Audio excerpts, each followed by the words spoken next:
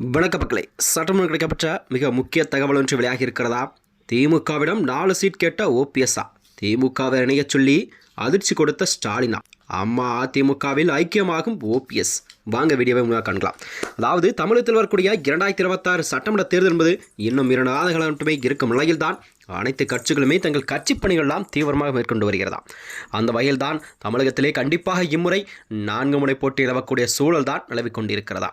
அதாவது ஆளும் கட்சியான திமுக, ஆண்ட கட்சியான அதிமுக மற்றும் விஜயின் புதிதாக ஆரம்பித்துள்ள தமிழக வெற்றிக் கழகம் மற்றும் சீமானின் நாம் தமிழர் கட்சி என தமிழகத்தில் கண்டிப்பாக இம்முறை 4 முனை போட்டி நிலவக்கூடிய சூழல் உருவாகி கொண்டிருக்கிறதா.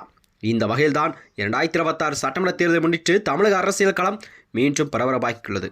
அதாவது முன்னாள் முதலமைச்சர் ஓ பன்னீர்செல்வம் தனது ஆதரவாளர்களுடன் தொகுதிகள் ஒதுக்குமாறு முதல்வர் மு க ஸ்டாலினம் சந்தித்து கோரிக்கை ஒன்று வைத்திருக்கிறார். அதனைத் தொடர்ந்து திமுகவில் சேருமாறு வந்த அழைப்பை ஏற்க மறுத்ததாகவும் தகவல் வெளியாகியுள்ளது. அதாவது சமீபத்தில் ஓபிஎஸ் அவர்கள் முதல்வர் ஸ்டாலினை ஒரே நாளில் 2 முறை சந்தித்து அரசியல் வட்டாரங்கள் கவனத்தை ஈர்த்திருந்தது.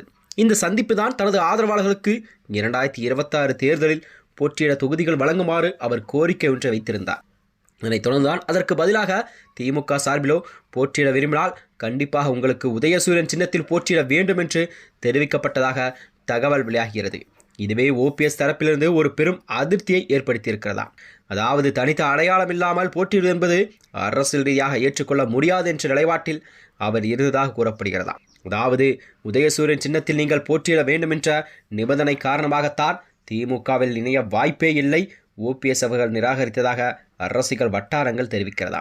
அதே நேரத்தில் தான் அவர் தானாகவே நேரடியாக இந்த தேர்தலில் போட்டியிட திட்டமிடவில்லை என்றும் தனது ஆதரவாளர்களுக்குத்தான் அரசியல் இடத்தை உறுதி செய்யும் முயற்சி என்பது வருகிறார் என்று கூறப்படுகிறதா. இந்த நிலையில்தான் மேலும் தனிக்கட்சி தொடங்குவது வெளியிலிருந்து திமுக ஆதரவு அளிக்கும் வாய்ப்பை அவர் பரிசீலித்து வருவதாக தகவல் தெரிவிக்கிறதா.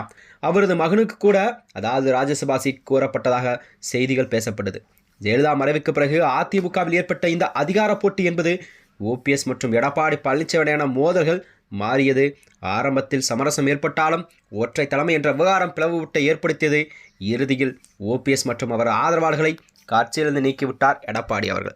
அதிமுகவில் மீண்டும் சேர முயற்சிகள் எல்லாம் நடத்தப்பட்டதாக கூறப்பட்டாலும் அவை பலனளிக்கவில்லை. இதற்கிடையில் தான் ஓபிஎஸ் தரப்பில் இருந்த முக்கிய நிர்வாகிகள் எல்லாம் பிற கட்சியில் தங்களை இணைத்துக் கொண்டார்கள். அதாவது ஓபிஎஸ்கள் தனித்து விடப்பட்ட நிலையில்தான் அவருடைய அரசியல் எதிர்காலம் என்னவாக இருக்கும் என்பது மக்களிடம் ஒரு கேள்விக்குறியாக பார்க்கப்பட்டு வருகிறது. இந்த சூழல்தான் வி.கே. சசிகலா ஓபிஎஸ்ஸுடன் இணைந்து செயல்பட அழைப்பு ஒன்றை விடுத்துள்ளதாக தகவல் வெளியாகி இருக்கிறதா. 2026 தேர்தலை முன்னிட்டு தனது அரசியல் நிலப்பாட்டை வலுப்படுத்த முயற்சி செய்து வரும் சசிகலா அம்மா அதிமுக என்ற பெயரில் ஒரு புதிய கட்சியை தொடங்க திட்டமிட்டுள்ளதாக கூறப்படுகிறதா.